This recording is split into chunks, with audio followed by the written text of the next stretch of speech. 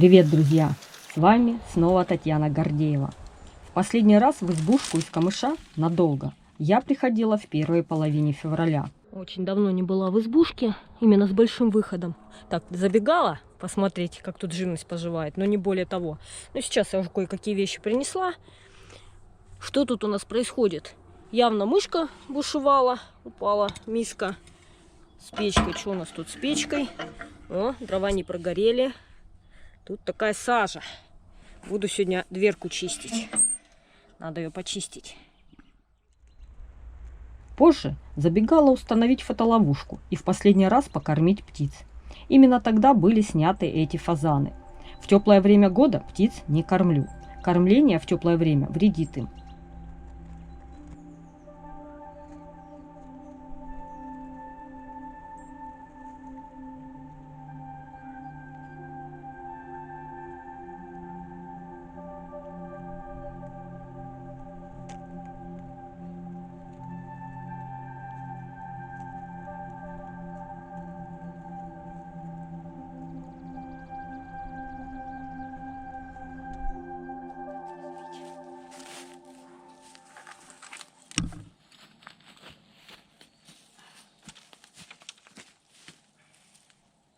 Весь март я посвятила строительству нового укрытия.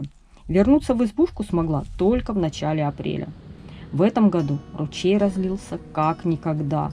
Такое количество воды я не видела уже много лет. Так ручей выглядел в конце февраля, но и сейчас воды полным-полно.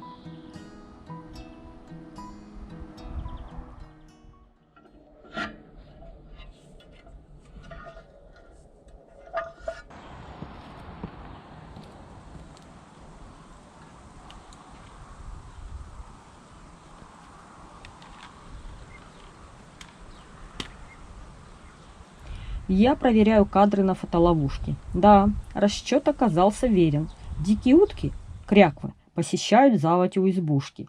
Я неоднократно видела, как птицы кружили над заводью во время моего пребывания в травяном домике. Похоже, ждали, когда я уйду.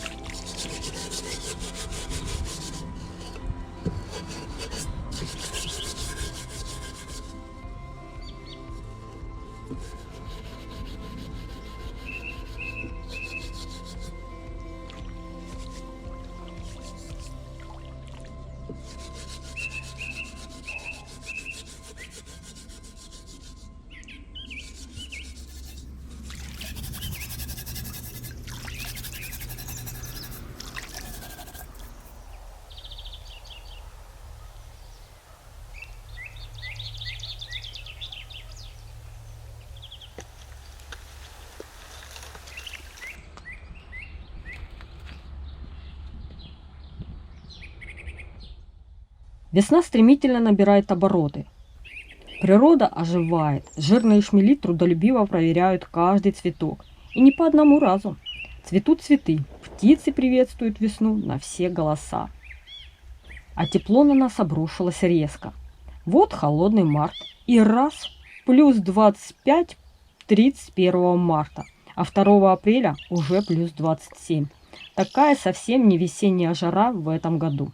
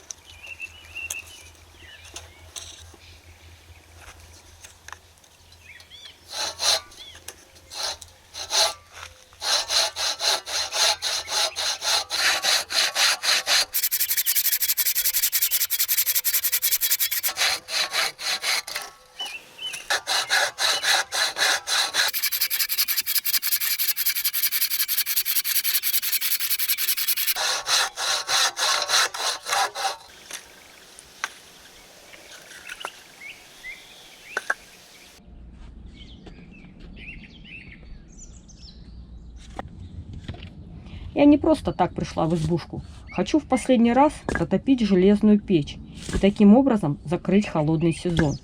Далее буржуйку топить уже не буду. Разве что аномальные холода придут в наши места.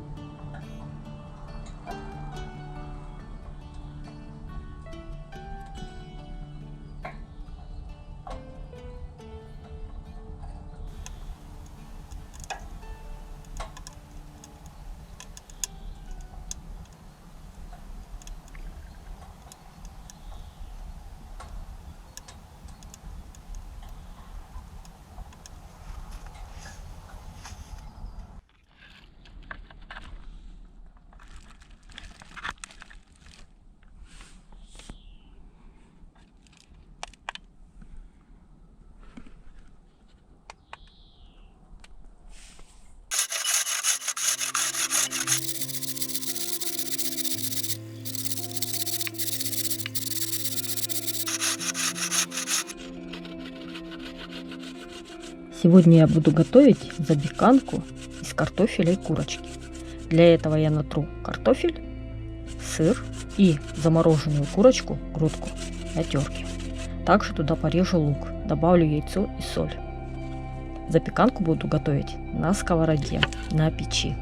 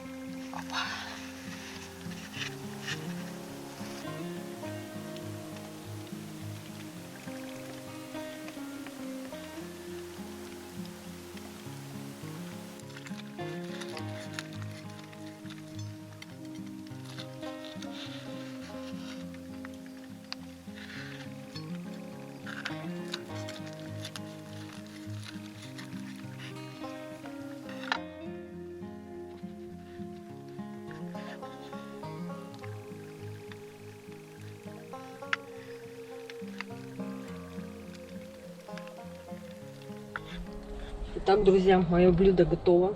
И это получилось не просто вкусно, а очень вкусно. Запеканка, жареная на сковороде, пусть и запеканка, из курочки, картофеля, лука, сыра.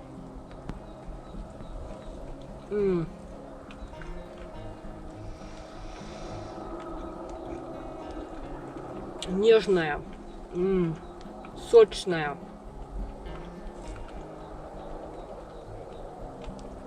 Невероятно вкусная.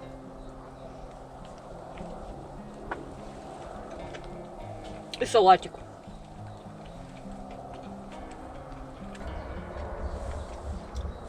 В общем, друзья, всем приятного аппетита. Я буду есть, потому что это вкусно, и мне хочется сейчас есть. В общем, всем приятного аппетита.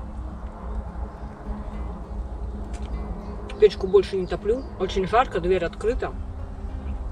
На улице 21 градус. Куда уж печь топить.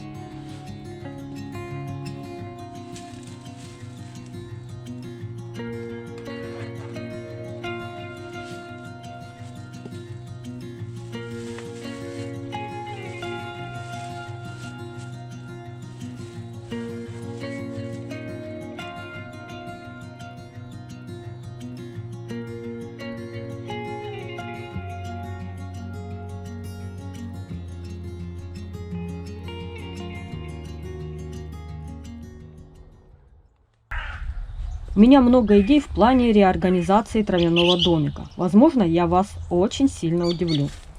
Но для начала я решила рядом с избой посадить деревья. Березы, сосны, все, что раздобуду. Пока приобрела лишь одну березу. Саженцы оказались дорогими. Спасибо всем, кто поддерживает меня финансово. Благодаря вам я смогу купить еще несколько деревьев. Надеюсь, со временем, после реорганизации, я посажу тут свой небольшой лес. Дело в том, что в наших байрачных лесах не растут березы и сосны, а мне хотелось бы добавить ярких белых и зеленых ноток в серое однообразие байрачных лесов. Приживутся ли деревья, время покажет.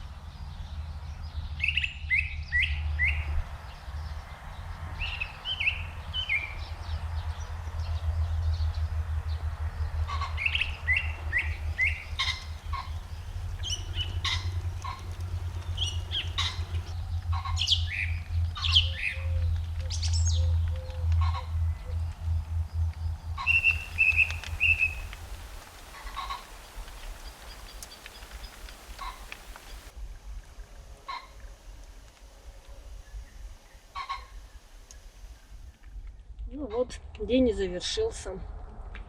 Прекрасный красочный закат. Я им полюбовалась. Слегка-слегка моросит дождик. По прогнозу обещался ливень, но, увы, пока ливня нет. Я, собственно говоря,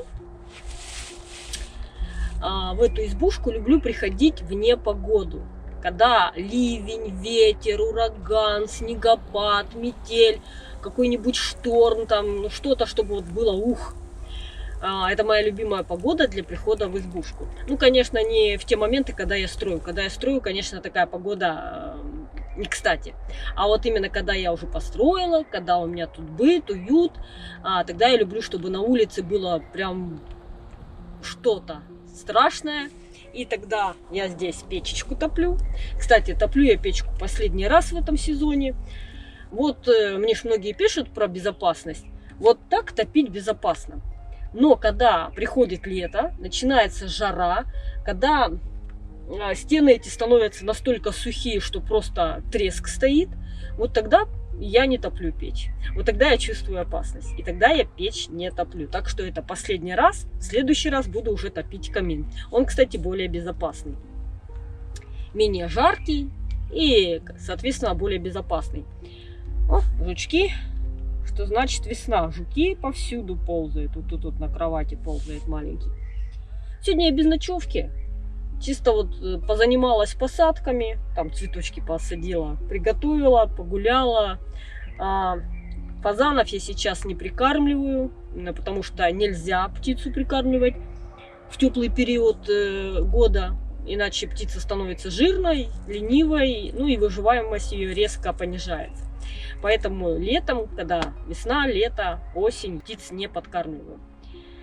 Поэтому, конечно, кадры с фотоловушки теперь труднее поймать. Все же, когда устраиваешь место кормежки и устанавливаешь фотоловушку, кадры более гарантированные. Теперь как поймаются, так поймаются. Просто вот ставлю фотоловушку и ну, кто попадет, тот попадет. Без всякой кормежки, без всякого прикармливания.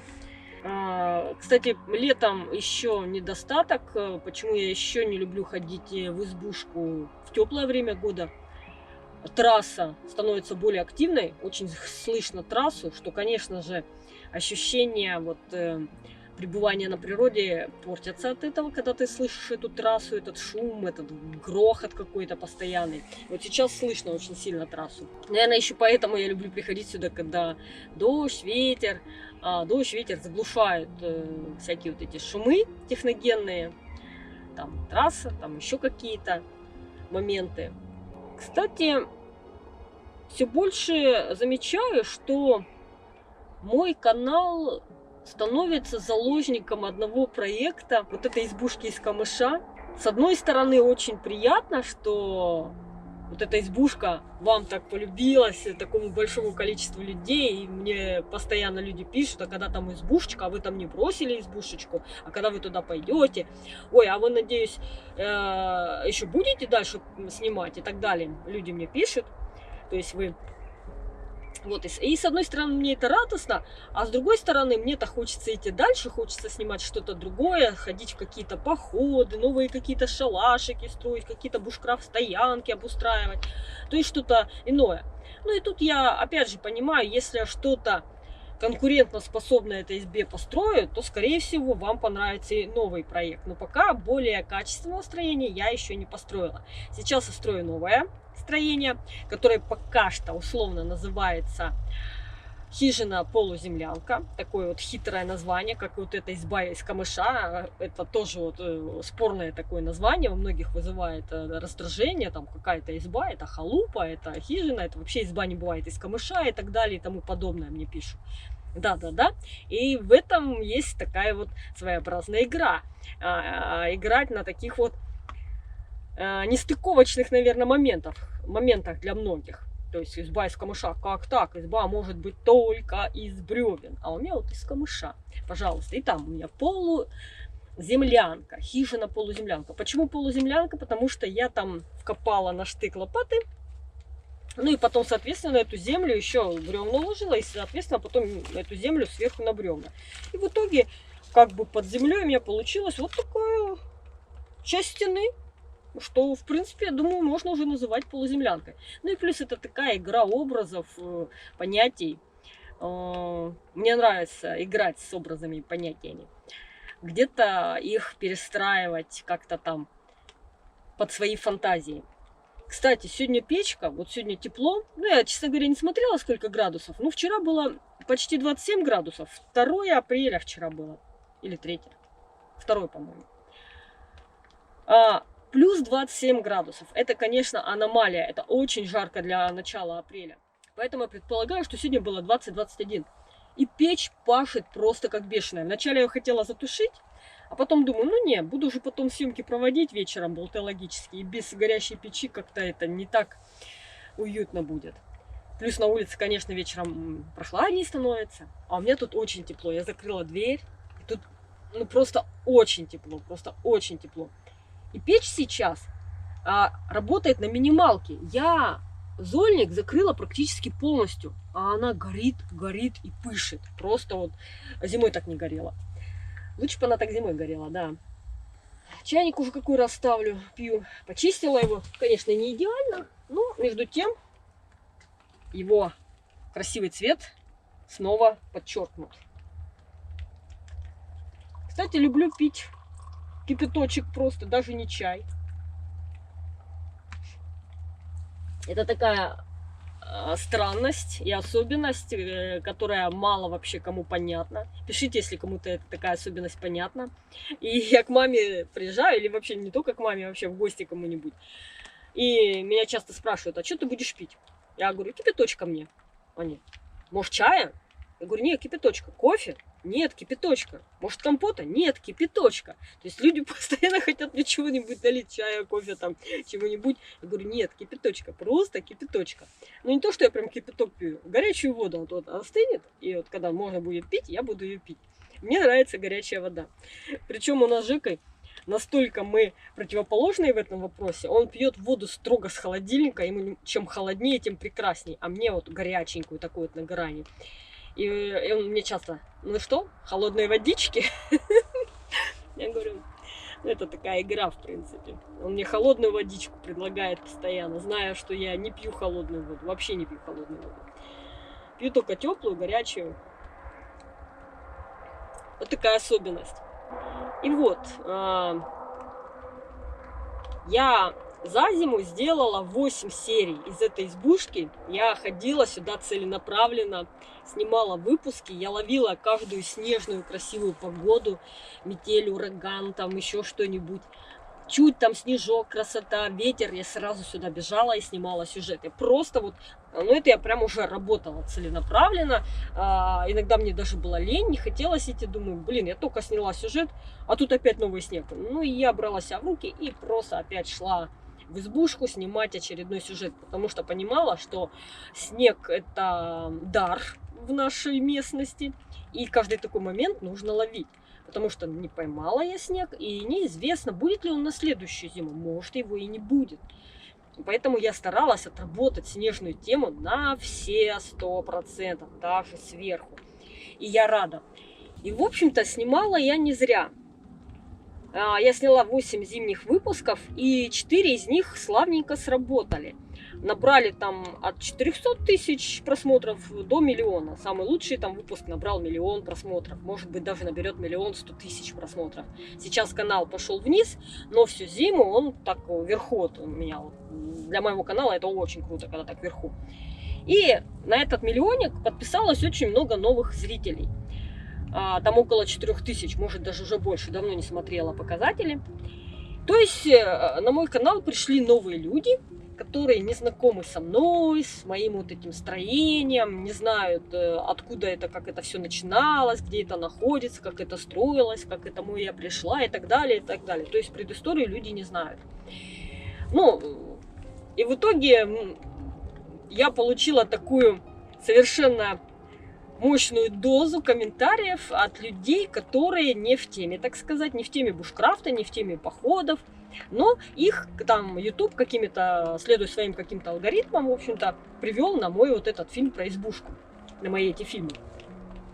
И люди в итоге недоуменные пришли такие: ну, они не знакомы с темой бушкрафта, выживания, там, походов. Для них это в их голове это дом, который я купила. То есть вот такие версии, это не один человек мне написал, это много человек мне написали. Типа, ты чё, купила эту халупу? Да купи у меня там будку для собаки там. Вот дурочка, купила такую халупу.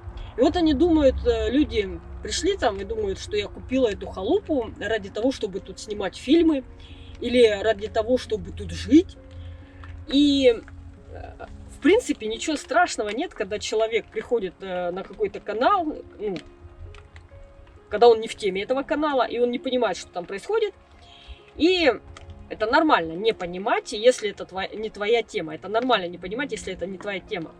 Но есть такой момент, что многие не просто спешат высказать свои какие-то мысли по поводу увиденного, они спешат еще меня и обвинить, и тут же и оскорбить, и, так сказать, обозвать.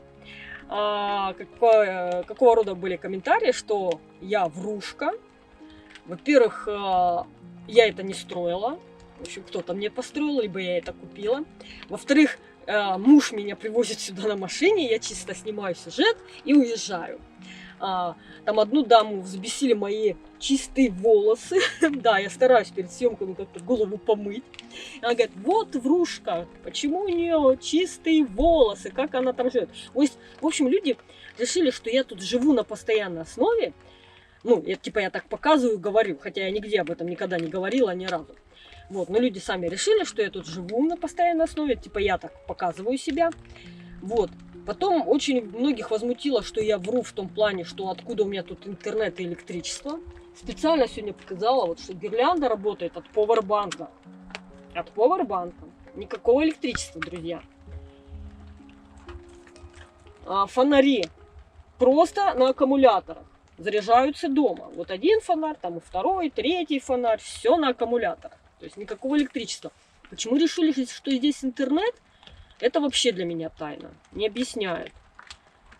И, в общем, такие вот мне потом обвинения, что я врушка, что я... одна дама мне там написала, я таких, как ты, насквозь вижу. У меня сканер в уме. И я тебя... рентген, по-моему, или сканер. Ну, в общем, я тебя насквозь вижу. Таких, как ты. Правда, не уточнила, каких таких я не поняла, каких таких, ну, в общем, таких, как ты, то есть я. Таких бушкрафтеров, походниц, насквозь видит. Ну, в общем, да. И вот вначале я не ожидала таких комментариев, но это вот новые зрители, которые не знакомы со мной, вот это зрители, начали писать. Я такая, не поняла, что... Да, вообще мне не писали таких комментариев 100 лет вообще. Я что-то так подрастерялась даже. Думаю, что такое меня тут вруни обзывают, там, волосы мои, к моим волосам претензия, что они у меня чистые, почему-то, что, грязные должны быть. Ну, люди рисуют себе, что я тут живу, конечно, я должна быть грязная, там, вся покрытая пятнами, там, и так далее. Но я-то тут не живу. Вот, но люди сами себе придумали, меня тут же обвинили, врушкой обозвали, в общем. Ой, респект моему мужу, что он мне пилит дрова. Ну, это так мне пишут.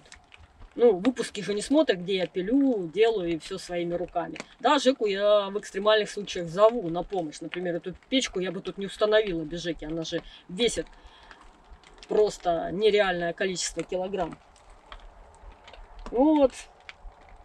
В общем, я вначале так удивилась, а потом на самом деле уже успокоилась. И даже где-то меня забавляли эти все комментарии. Я поначалу даже пыталась объяснять, хотя давно знаю, что объяснять это совершенно бесполезно. Как бы я ни объясняла, не пыталась там рассказать о себе, как-то донести свою мысль, все равно человек будет понимать и воспринимать меня только со своей позиции, с позиции своего опыта, своих предпочтений, с каких-то там моментов. То есть, если человек воспринимает этот мир как вражеский, что тут все врут и так далее, то, конечно же, как бы я ему там что-то там не пыталась доказать, он в это не поверит. У человека такое видение мира, тут ну просто ничего не поделать. Это вообще доказано, что, вот, допустим, пишет автор рассказ и сам вкладывает такую-то мысль в этот рассказ, а потом читатели читают. Один увидел одну мысль, вторую, третью, четвертую. Каждый человек видит свою мысль, свою идею, свои нюансы.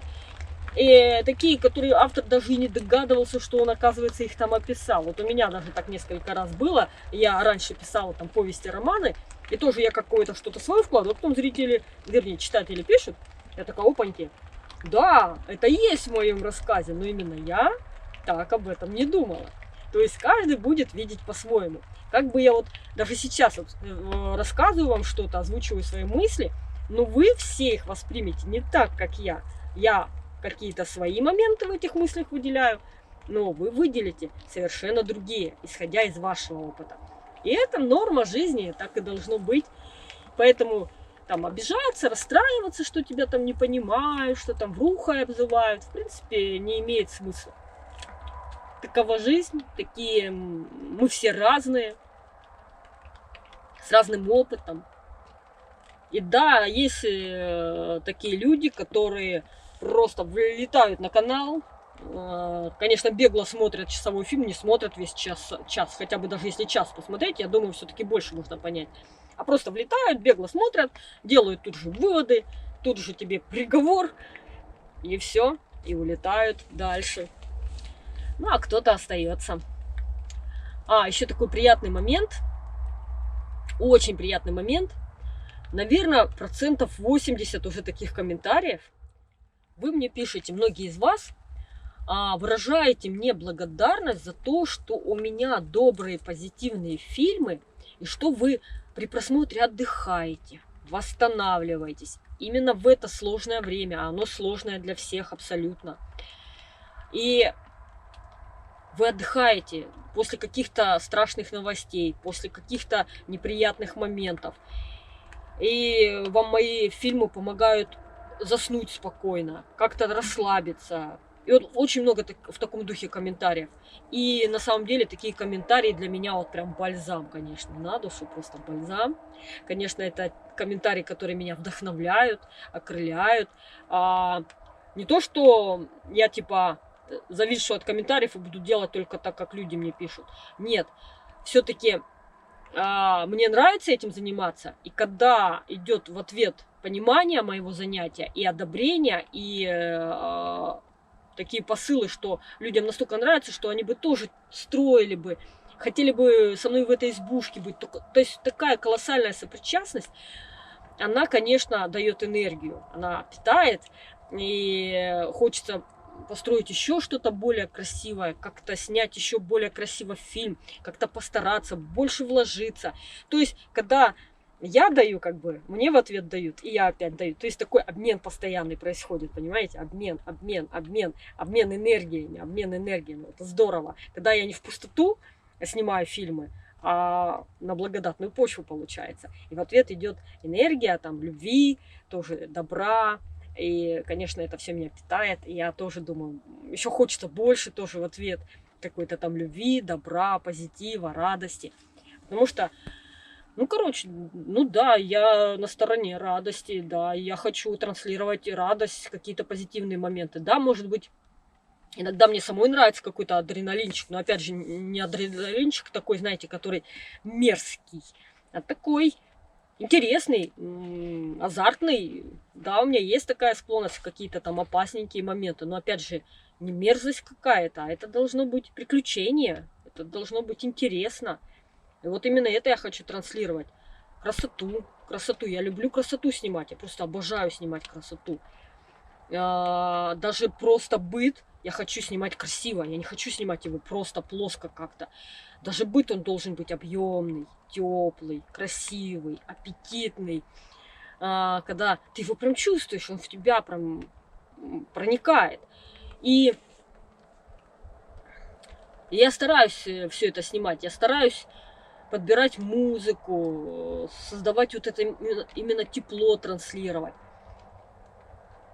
Тут еще такой вопрос, часто там типа пишут, постановочное видео. Постановочное видео. Вопрос, в каком смысле постановочное?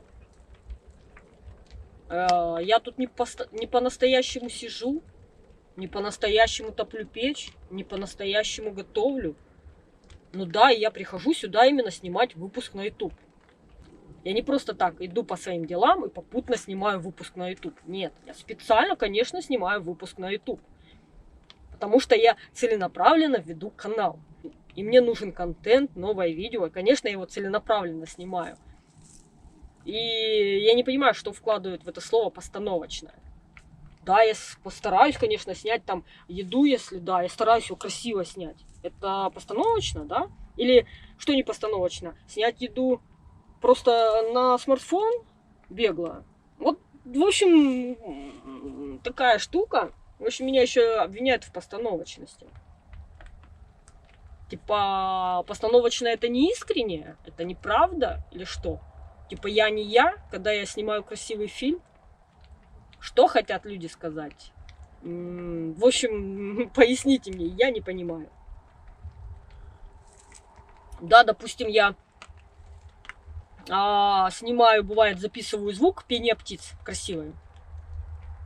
Но в этот момент я ничем не занимаюсь, я просто записываю звук. Потом беру этот звук, и потом сюжет у меня идет, и я понимаю, в какой-то момент вот пение птиц будет уместно. Именно с этого места я сняла пение птиц, но отдельно от сюжета. И потом его добавляю уже при редактировании. Да, я занимаюсь монтажом собственных фильмов, да. Я там меняю звук, громкость, там все, там музыку накладываю, где-то пение птиц. Опять же, я снимаю лично, записываю эти все звуки, пение птиц и так далее. То есть все звуки, вот естественно, это все мои звуки, только я их записываю. Звуки огня, звуки там птиц, звуки там ручья, звуки дождя, звуки ветра. Все мое личное. Не мое личное, только звуки. Это музыка, которую я беру с Ютуба. Все, вот это единственное. Вот такая претензия. Это постановка. Ну, постановка. Что значит постановка? Допустим, сценарий я не пишу. Единственное, там в голове думаю, ну вот сегодня я что-то там это приготовлю. Конечно, в голове накидываю такой план. Это я приготовлю, там, допустим, посажу, это попилю. Там еще что-то сделаю, сниму там заводь. Да, конечно, план. А как вы думаете, снимаются фильмы для Ютуба? Ну, в общем, я не знаю, что люди вкладывают в слово постановка и почему с таким негативом его выбрасывают в пространство, это слово.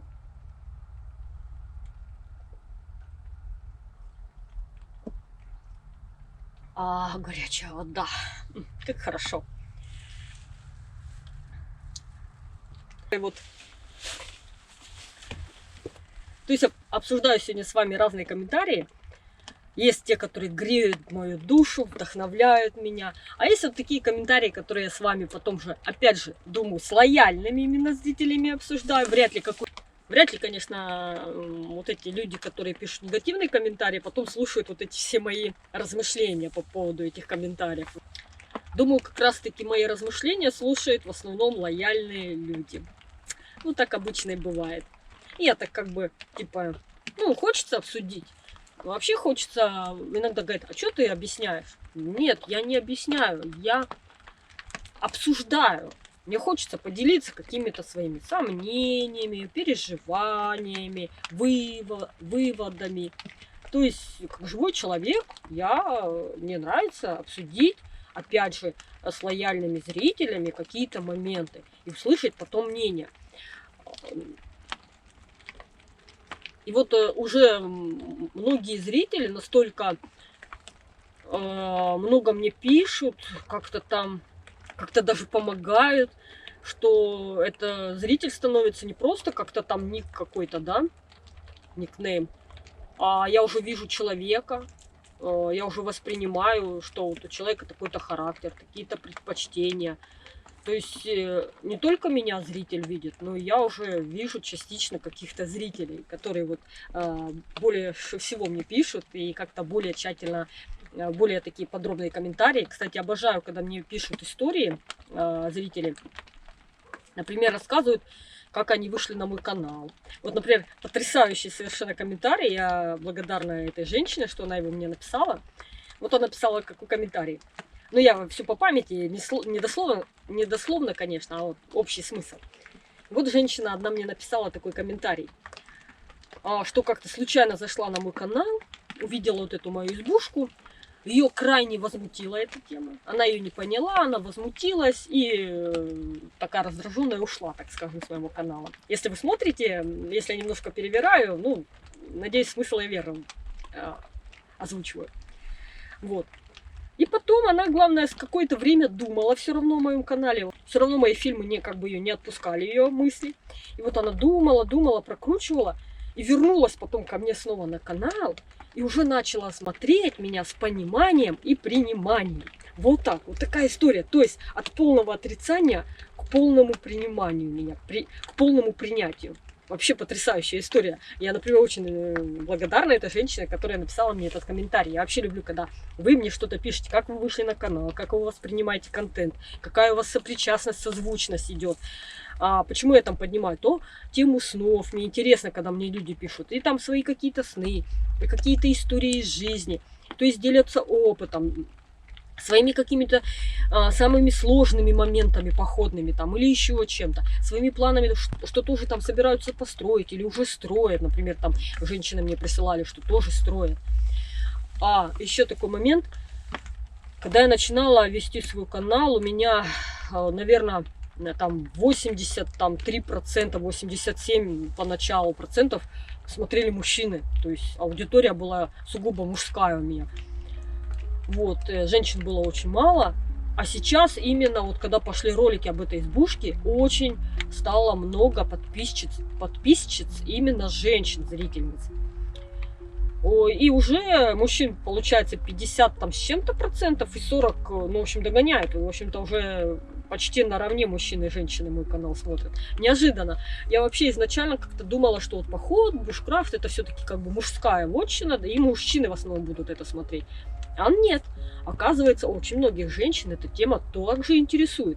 Не то, что там мои походы, кстати, женщины эти не очень мои походы смотрят. Но вот именно какая-то халабудина, избушка, вот это моя готовка, может даже огородик, ну вот этот, да. Я уже поняла, что, наверное, мои фильмы, даже про поход, там больше как-то быта какого-то, уюта. Даже если я в походе, я стараюсь сцены отснять, обустройство лагеря, снять его максимально красиво, как стоит палатка, как гамак, как там костровая зона. То есть не так бегло. Вот я многих вижу там блогеров, они быт снимают очень так бегло, скользко. Так, штрихами. А я как бы стараюсь именно бытовые сцены снять красиво. Мне вообще самой нравится, если палатку ставить, то в красивом месте. И потом я хожу и прям ищу ракурсы, как же ее красиво снять, чтобы максимально передать вот этот уют пребывания человека в природе, вот этот момент красоты, слияния, как говорится, человеческого и природного. И когда я строю свои укрытия, а потом долго хожу, смотрю, очень хочется построить красивое укрытие. И вот это, то есть опять человек, его деятельность и природа вокруг. Не знаю, как это передать, но вот это сочетание, оно мне очень нравится. И я стараюсь его всячески как-то показать, красиво показать.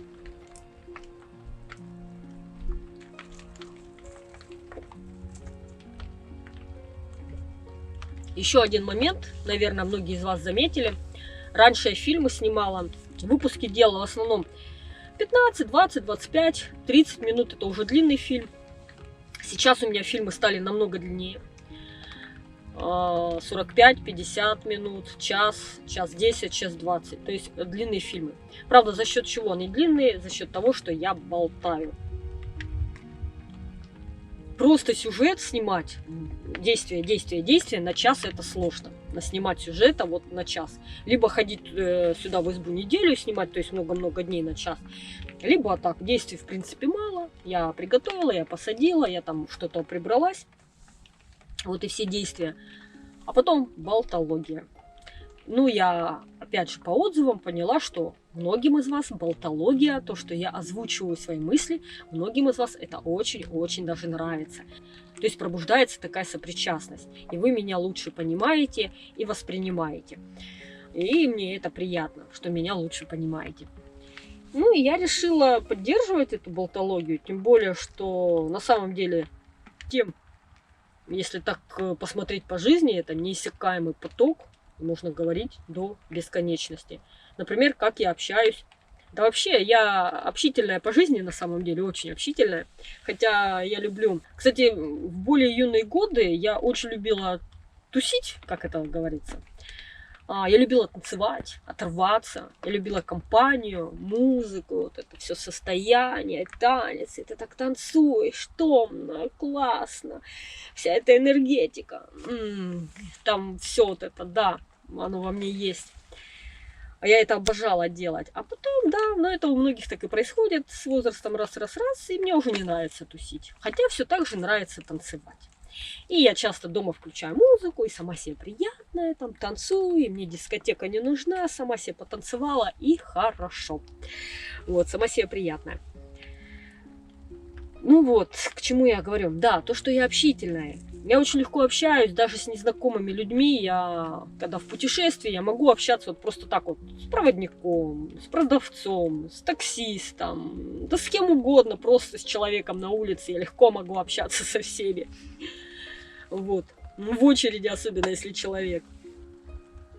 А когда я приезжаю к маме, вот я у нее там день, допустим, и мы можем целый день болтать. Целый день болтать. Сколько можно болтать, Таня? В основном я болтаю. Хотя и мама, да, в ответ просто тоже. И у нас обмен информацией. И мы все обсуждаем. Все, что можно обсудить, мы все обсуждаем. Также мы с Жекой, мы можем зависнуть на 6 часов и болтать с Жекой. Ля-ля-ля-ля-ля-ля-ля-ля-ля-ля. И я общаюсь также со своими подругами. Вот у меня подруги. И я приду в гости, мы общаемся там 3-4 часа, а потом она меня проводит до двери, и мы у двери еще станем, и еще не можем попрощаться, еще минут 20 разговариваем. То есть я очень общительная на самом деле, могу говорить. Нет, конечно, если человек, опять же, отвечает взаимностью, тогда, конечно, так происходит. Если человек, допустим, какой-то молчун такой, ни б, ни мы, вряд ли будет такой диалог активный, конечно. Я ж не буду одна сама себе приятная, как сейчас лялякать, да, вот сейчас я сама себе приятная сижу, ля-ля-ля-ля на камеру глядя. Но там-то за камерой вы, и я как бы вас визуализирую. Даже вот ники какие-то в голове возникают, люди, которые мне пишут добрые комменты. Пожалуй, на этом все. Наболтала, мне кажется, достаточно. Тут с 3 короба, не меньше. На этой позитивной ночи всем до свидания, до связи. С вами была Татьяна Гордеева. До новых встреч, друзья. Пишите мне комментарии, пишите о себе, рассказывайте свою историю. Мне очень интересно. Я всегда читаю такие комментарии с особым аппетитом. Подписывайтесь на мои каналы на Дзене, на Телеграме, на Ютубе, на Одноклассниках, на Бусти. На всех этих площадках я вас очень жду. До новых встреч. Пока-пока.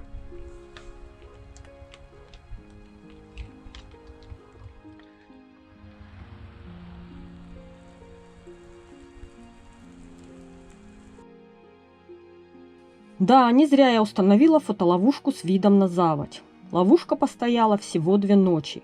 И уже такой богатый и неожиданный для меня улов. Признаться, когда вижу такие кадры, испытываю счастье, радость и некоторое эмоциональное возбуждение. Особенно кадр с лисой. Это ли не мистика? Отражение лисы в черной воде, горящие глаза. Нереальное везение получить такие кадры. Конечно же, спешу своим счастьем поделиться с вами.